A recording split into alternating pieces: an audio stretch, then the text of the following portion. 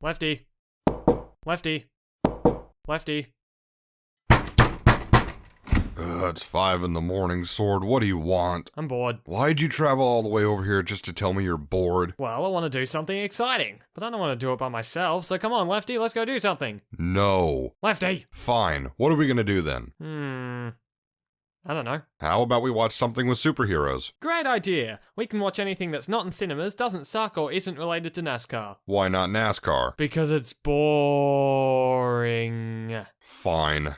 How about The Flash? Ugh, I would, but Australian Netflix doesn't add any TV shows until people have stopped talking about them. Huh.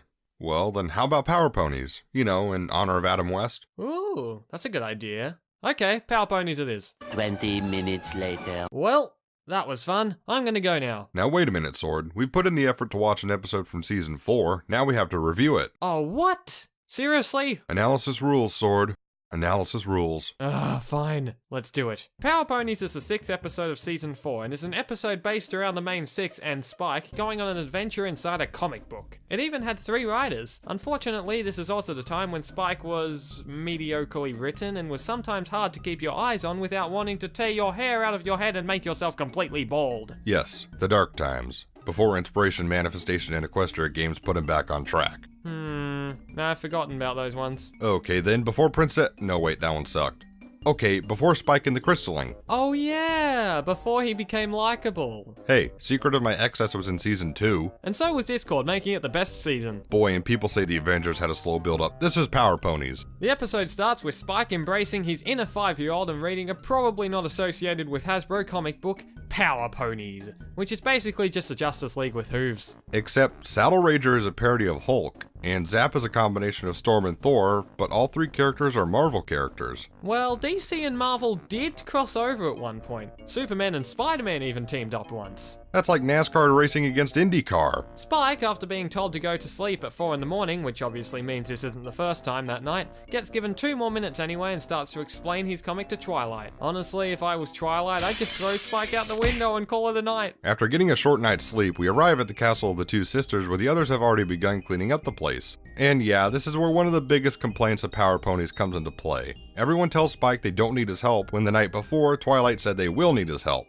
It's such a small problem, but people seem to have an issue with it. Honestly, I don't think it hurts the episode, as the main 6 could have just thought that they'd need his help, but realized that it was a much easier job than they thought. But here, it's a great setup to give someone an impression that they're useless or not as helpful as they thought. And what really helps make Spike more sympathetic here is he's actually desperate to help and be useful to his friends, but they practically brush him aside because their tasks are simple enough for one pony. Though, this scene also has some pretty good gags with Pinky and a mop bucket to distract from feeling too sorry for Spike. And not only that, but when he kicks the bucket into the air, it takes a full 11 seconds to get back down and it still hits him on the head. If that's not foreshadowing for a comic relief, then I don't know what is. Spike goes to read his comic in another room, but oh no, he can't find the page. Look it up on Equestria Daily? Nah, let's focus on the small writing in the corner instead. Spike gets a magnifying glass to zoom into the writing, which currently looks like zigzag lines, and the writing comes into view to reveal more zigzags.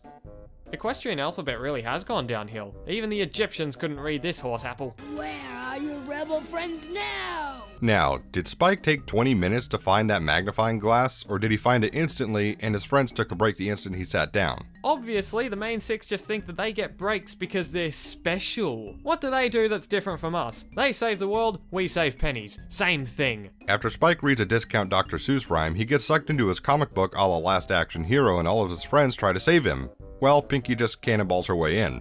Hold on, what if Mute had read that comic? They couldn't have said that rhyme out loud, so would that comic be sitting there like, crap, all that waiting in a comic store, wasted? And besides, Spike only barely saw the words written down, so if he hadn't, that comic would be straight out of luck. Wouldn't it be better to have it written in the same font size as the rest of the story so it wouldn't be tossed back onto the shelf to collect dust? And considering that the comic was bought from a random cursed comic shop which anyone can enter, does that just mean it was pure coincidence that Spike and the main 6 happened to be there to be the Power Ponies and Humdrum? What if the main 6 weren't there? What if Spike read it at 4 in the morning the scene before? What if someone else read it? Would it have still sucked them in the comic, making the whole storyline completely screwed up? Imagine if Spike by himself had been dragged in because the main 6 were still working in the castle. He would have been completely and utterly fucked. Holy new personas, ponies! Oh hey, classic Batman reference. And apparently, Applejack and Pinky are the only ones embracing this twist. I mean, Fluttershy probably would too, but this is probably season 6, so let's give her a break. This is also when the villain, Maniac, comes into the scene and uses powers similar to Doc Ock's to crawl out of the sneakiest place for a villain to possibly rob the museum. In the most inconspicuous way. Is that the same orb from the end of Phantom Menace? Dunno, fell asleep halfway through. Oh. Anyway, did AG just ignore Spike? Spike called them the Power Ponies before, but only now she acknowledges it after Maniacs? Well, it's not like anyone listens to Spike much, especially not after Spike at your service. Pointless jabs at Spike aside, time for puns. Oh no, not again. So some ponies zap us back out. Zap us back out. Zap, zap, zap, zap, zap. Alright, I get it! Oh, and Sword, Maniac is stealing your pun job. And I'm stealing Bright's.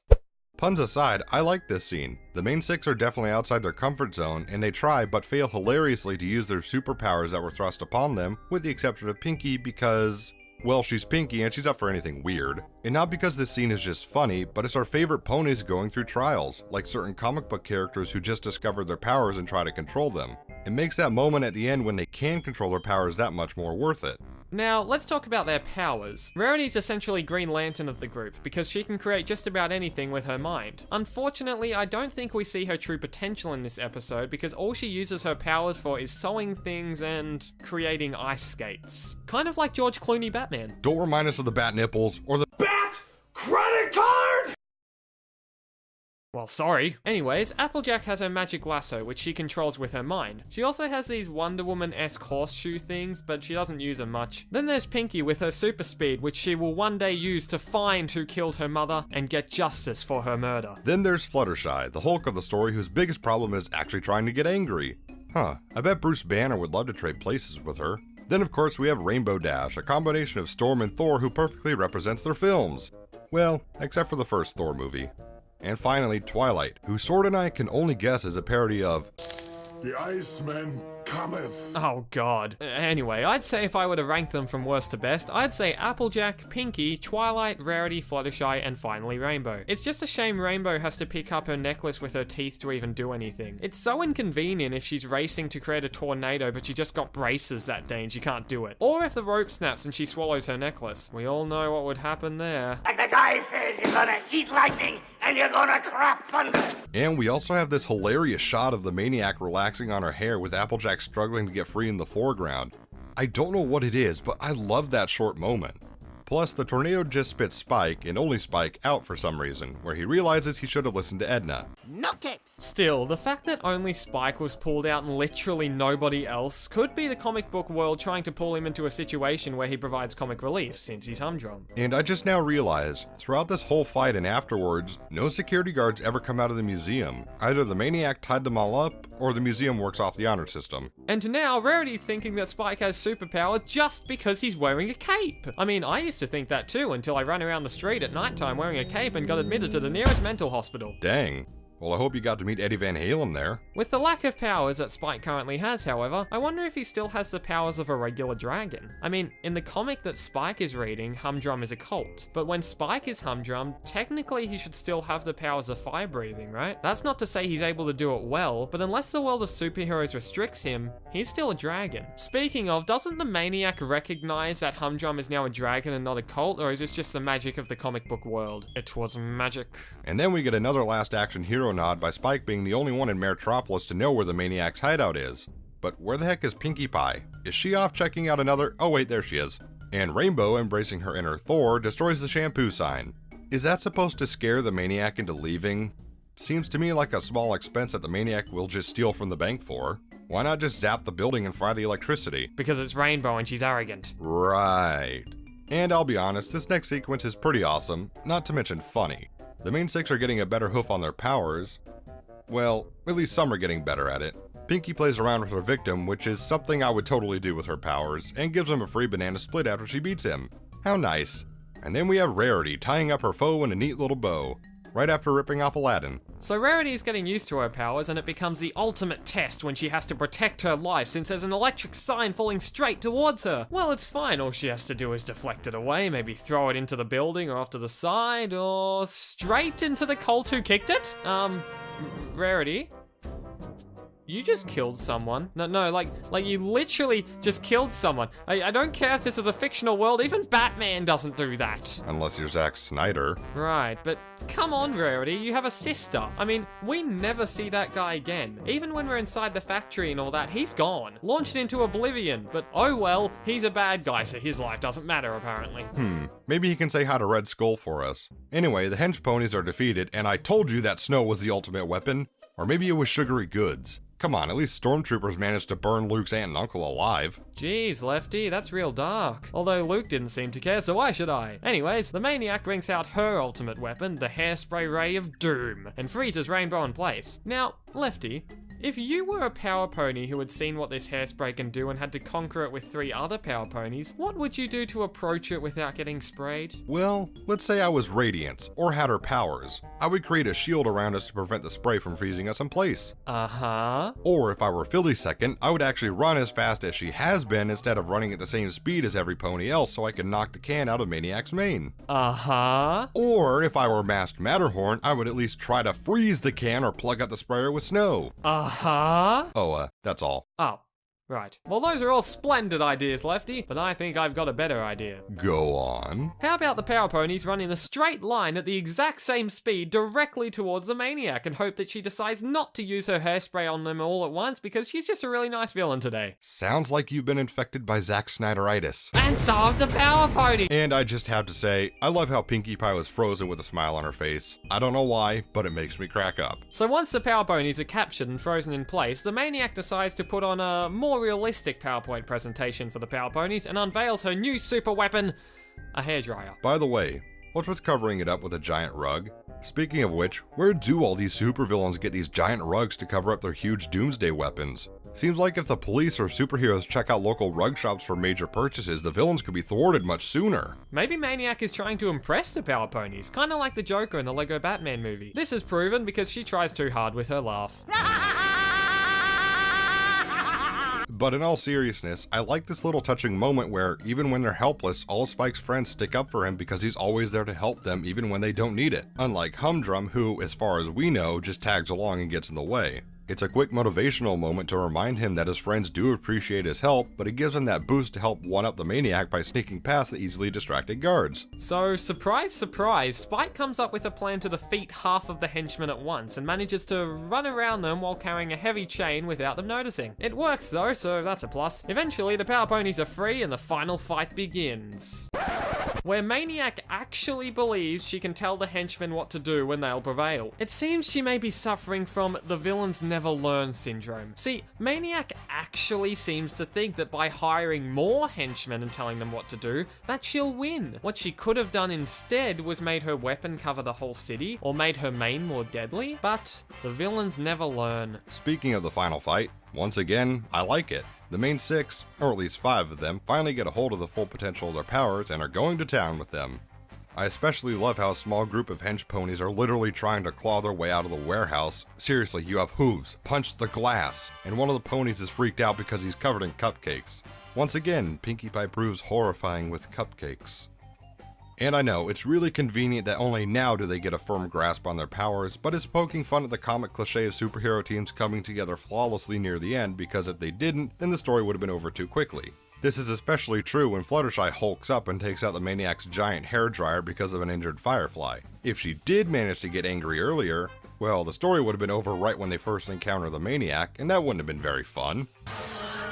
Oh look, the Wilhelms have a pony relative. And if the story was over just like that, then the main 6 would have never found the super weapon because they would have gone back to the real world. And Spike might have never learned how much the main 6 value him. When Fluttershy does power up, she actually becomes one of the best parts of the episode. Not to mention she has the color shading of a Simpsons character. The voice that she has when she's angry is pretty hilarious, but at the same time scares me. In fact, if this was a villain with a different color shading, I might actually be frightened. Although, I'm disappointed they didn't do a spoof of Hulk's catchphrase by having her shout, "Fluttershy, bash!" or something like that.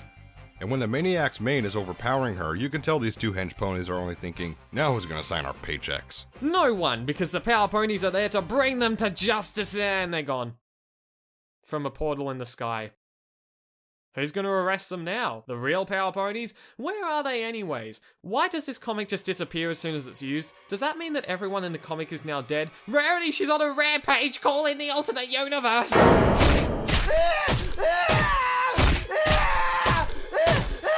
As long as no one's name is Ross, it should be fair. Of course. Now, here's something I've always wondered. Pinky said that she had enough time to get cupcakes and come back to the comic, which she described as a good half a second. She said she traveled 65 city blocks to get there, and then she would have had to travel the same distance to get back. With all of this, how fast was Pinky going? Well, if you use the speed equation, which is speed equals distance over time, then we can work this out. According to the comments section of TripAdvisor from someone who actually lives in New York, very reliable, 20 blocks equals 1 mile. Pinky ran 65 blocks on the way up, so we can say that she ran 3¼ miles on the way there. Then she ran back, so we can double it for a total of 6½ miles. Now, if we put that distance as the numerator and the time of half a second as a denominator, our equation will equal 13 miles a second. That's the minimum of how fast she was going. And she did say a good half a second, meaning she might have been going faster than that, but let's stick with 13 miles a second. And that's not all. The speed of sound is roughly 750 miles per hour, and after more calculations, we've concluded she ran 60 times the speed of sound, or Mach 60.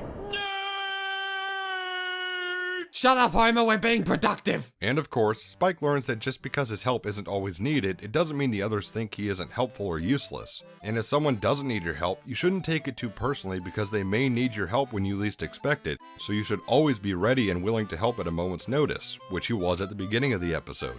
Essentially, be ready to do the right thing, which Spike was. And although he nearly lost hope at the end, he was reminded that he was important. When he was given the role of Humdrum, he thought he was automatically the useless character. But then he learned that being labelled as useless doesn't necessarily mean you are. The same can go for other roles, like when people are labelled as powerful but in the end need to be saved, which in this case was the Power Ponies being saved by Humdrum. Exactly. You don't need to be uber talented to be a friend or helpful, you just need to do everything you can and are willing to do to be a friend. So, Power Ponies was enjoyable in a way that wouldn't have been achieved or looked past if it weren't a satire of superheroes. It was really cool to see the main six with different powers and abilities, and the Maniac was alright too, but she's forgettable when you're done watching. But to be honest, that's okay, because the comic forgot about her too. I don't know how your rating system works, Lefty, but I'm gonna give it a green flag. Although I'm not a comic reader, I'm more into the films, I love this little send-up of comic book stories. The spoofs of famous superheroes were both funny and clever, the gags in this episode in and outside the comic hit their marks so well I wouldn't be surprised if Hawkeye wrote them. The action was top-notch, I loved how it poked fun at comic cliches, and it held a valuable lesson that you just need to be yourself to be a friend and be ready and willing to help when you least expect it. But also, it's okay if your help isn't needed all the time, which only makes it more special when you are called upon. For me, Power Ponies definitely earned a green flag rating. One minor nitpick I have though, they didn't have Stan Lee in a cameo. What about you, Sword? I'm angry that there was no Batman. You mean Bat Pony? No. Batman. Just Batman. Oh. Well, okay then. Well, we're done. Thanks, Lefty. Now I can stay in the void for a little bit longer. No problem, Sword. It's always nice to review older episodes, and I'm glad to have finally shown my office for the first time. Yeah, that is until the portal in the sky sucks it up and destroys it. Ha, nope. I avoid cliches. Wait, but what if you're a cliche? How many NASCAR, Def Leppard, and movie-loving ponies are there in this fandom? Just leave the video, Lefty. This is really difficult. Okay. Princess Luna's waiting for me downstairs anyway. Okay, have fun. Wait, what? Lefty? Lefty? Oh. Okay. I guess I'll head off to the secret rift. Wait, I'm not in that. Oh well. Back to the void. Bye. Batman!